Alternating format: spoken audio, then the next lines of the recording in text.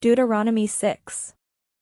Now this is the commandment, the statutes and the ordinances, that the Lord your God charged me to teach you to observe in the land that you are about to cross into and occupy, so that you and your children's children may fear the Lord your God all the days of your life, and keep all his decrees and his commandments that I am commanding you, so that your days may be long.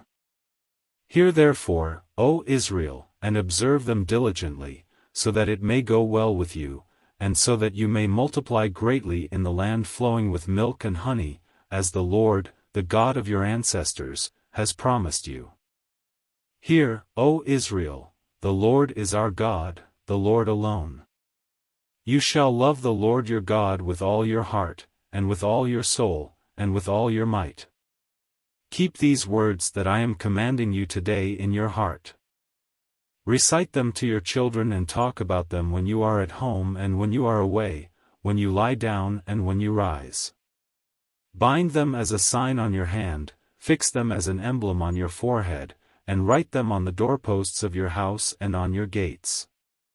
When the Lord your God has brought you into the land that he swore to your ancestors, to Abraham, to Isaac, and to Jacob, to give you, a land with fine, large cities that you did not build, houses filled with all sorts of goods that you did not fill, hewn cisterns that you did not hewn, vineyards and olive groves that you did not plant.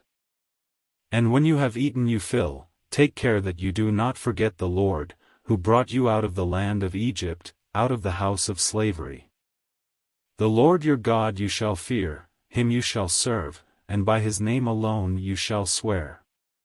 Do not follow other gods, any of the gods of the peoples who are all around you, because the Lord your God, who is present with you, is a jealous God.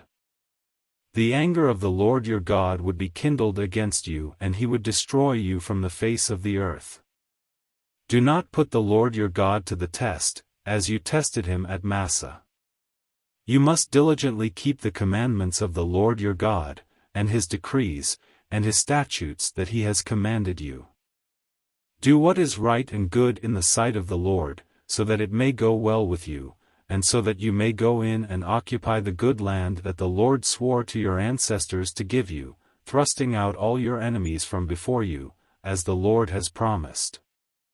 When your children ask you in time to come, "What is the meaning of the decrees and the statutes and the ordinances that the Lord our God has commanded you?" then you shall say to your children, "We were Pharaoh's slaves in Egypt, but the Lord brought us out of Egypt with a mighty hand. The Lord displayed before our eyes great and awesome signs and wonders against Egypt, against Pharaoh and all his household. He brought us out from there in order to bring us in, to give us the land that he promised on oath to our ancestors. Then the Lord commanded us to observe all these statutes, to fear the Lord our God, for our lasting good, so as to keep us alive, as is now the case.